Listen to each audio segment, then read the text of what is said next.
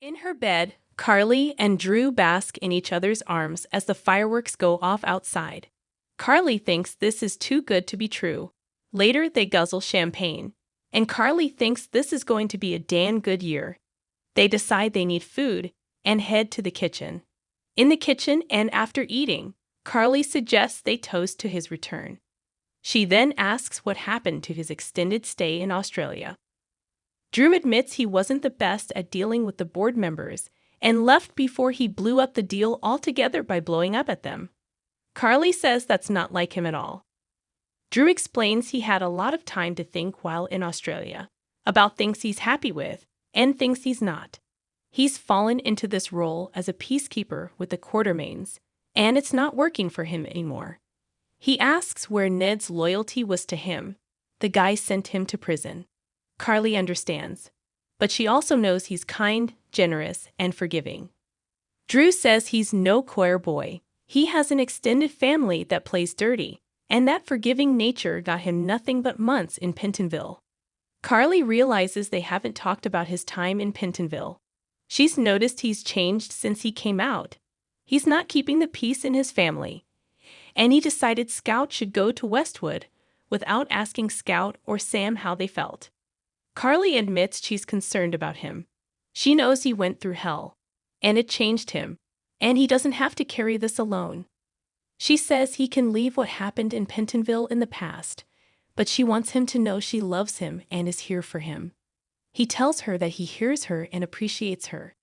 She responds that if he changes his mind, it's okay. Drew promises he'll reach out if he needs support. Drew decides to go make a fire in the living room so they can sit in front of it and finish their champagne.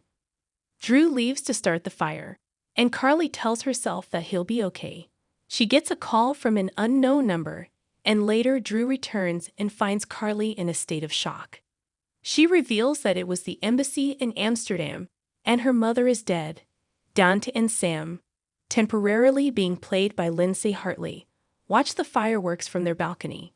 They head to the bedroom to make love, only to be interrupted by Scout, who had a nightmare. Dante brings the little girl some ginger ale, and Scout says her nightmare was about her new school and her teacher was a monster. Sam tells her that she doesn't have to go to that school, and she promises her dad won't be mad at her. Scout is relieved. After getting Scout to bed, Sam and Dante discuss how stressed out Scout is. Sam says Drew will have to accept that Scout isn't going to Westwood, as this is what is best for her. However, she thinks she did what Drew did and decided without him. Sam notes Drew changed after Pentonville.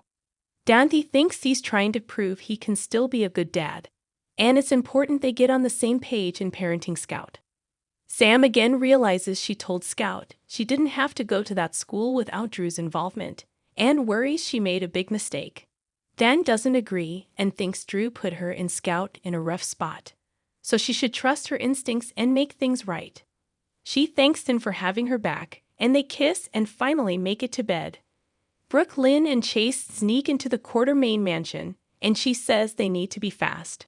Brooke Lynn steals a bottle of the Quartermaine champagne and says the champagne at the dive bar Blaze performed at was swill, and she needs to cleanse her palate.